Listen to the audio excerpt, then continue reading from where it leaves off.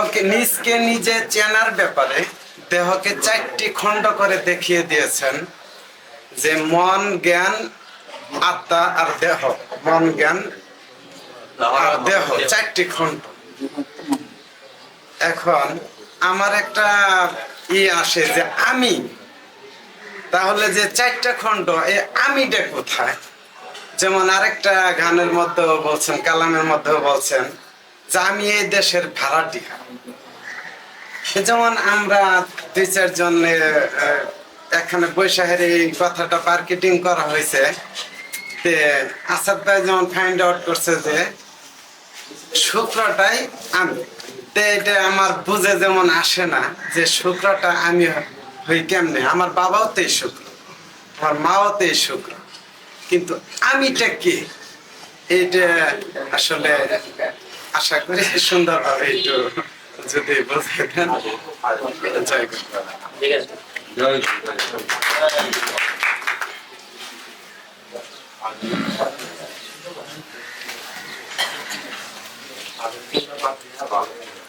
আমরা ইতিপূর্বে অনেক আলোচনা এই ব্যাপারে করেছি।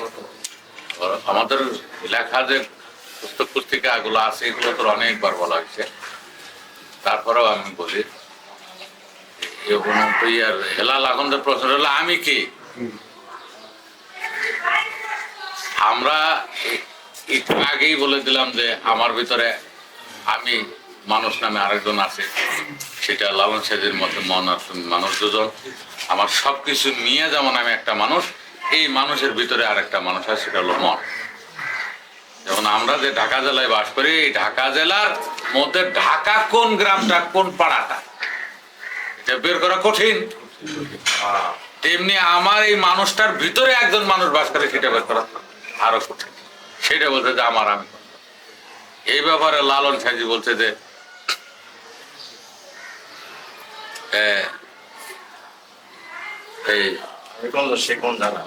হাতের কাছে নড়ে চড়ে খুঁজলো জনম ভর মিলে না, কে কথা কয় রে দেখা যায়। গানটা হলো, কে কথা কয় রে দেখা দেয় না, নড়ে চড়ে হাতের কাছে খুঁজলে জনম ভর মিলে না, কে কথা কয় রে দেখা দেয় না।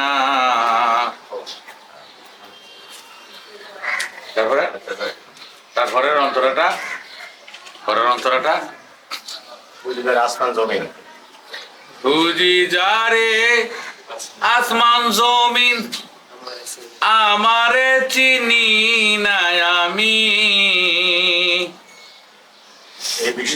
এ বিষম ভ্রমে ভূমি, আমি কুঞ্জন সে কুঞ্জনা, কে কথা কয় রে দেখা দেয় না।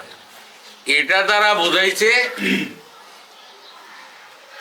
স্বয়ং পালনকর্তাকে। পালনকর্তার আমি অনেক কাছাকাছি থাকার পরেও অনেক দূরত্ব মনে হয়। আরেকটা গানের ভিতরে লালন সাহেজি বলছেন যে সে আর লালন একখানে রয়, তবু সহস্র যোজন। যদিও একখানে আছি, তবু 1000 কিলোমিটার, 1000 যোজন দূরে আছে।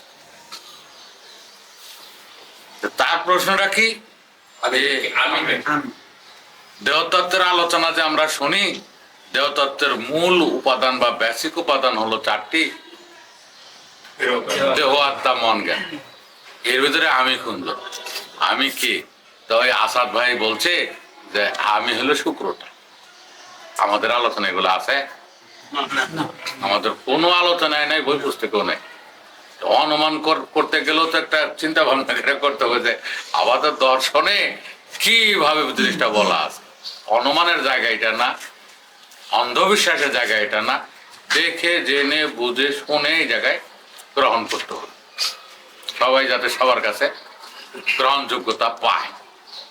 এই কারণে এই লালন সাহেজের এই বাণীটা নিয়ে এলাম যে আমি কুঞ্জন সে কুঞ্জনা। আমি বলতে গেলে এখানে মনটা, আর সে কুঞ্জনা বলতে গেলে সাই, বা যাকে সাইয়ের আগের রূপটা হলো অমৃত। লাস্টে হলো সবার শেষে। এইখানে তুমি অল্প করে বোঝো যে আমি কোনজন সে কোনজন না, আমি হলাম এই দেহের ভিতরে মনটা, আর সে কোনজন সে দ্বারা স্বয়ং পালনকর্তা বা স্বয়ং রবকে বোঝানো হয়েছে। পালনকর্তা রব, আর রবেরই আগের রূপটা হলো অমৃত সুধার নেকটা। আগের রূপটা অমৃত সুধাটা বাচ্চা পর্দার ভিতরে ঢুকলে হয় পালনকর্তা বা রব, আর বেরোতে পারবে না বাচ্চা প্রসবের আগের দিন, একদিন আগেও বাচ্চা প্রসবের পূর্ব মুহূর্ত পর্যন্ত আর এই পর্দার ভিতর থেকে ওই জলটা বেরোতে পারবে না। এটা রব, গার্জেন। আরবিতে বলে রব, ইংলিশে বলে গার্জেন, বাংলায় আমরা বলি প্রভু বা পালনকর্তা। পর্দার ভিতরে ঢোকার আগের মুহূর্তে থাকে সে অমৃত সুধা। এইটাকে বলা হয়েছে সে। আমি কুঞ্জন সে কুঞ্জনা, কে কথা কয় রে দেখা দেয় না। তাহলে আমি হলাম এই দেহের মন, আর সে হলো স্বয়ং পালনকর্তা। ওই চারটে উপাদানের ভিতরে মনের ওই চারটে মূল যে চারটে উপাদান, দেহ আত্মা মন জ্ঞান, এর ভিতরে মানুষটা হলো মন। আর বিচারও হবে মনের, ক্ষমাও চাইতে হবে মনের। এই ব্যাপারে অনেকগুলো আলোচনা আমাদের আছে। আত্মার সৃষ্টি রহস্য একটা বই, সেই বইটার মধ্যে এই ব্যাপারে অনেক বড় আলোচনা করা আছে। এছাড়াও আত্মতত্ত্বভেদের 2য় খণ্ডে যে বইটা, এই বইটার নাম হলো মন জ্ঞান আত্মা। এইখানে মনের বড় আলোচনা আছে, মানে 500-600 পৃষ্ঠা ব্যাপী। সেইখান থেকে দেখে নিন। জয় Thanks for watching. Lots of love.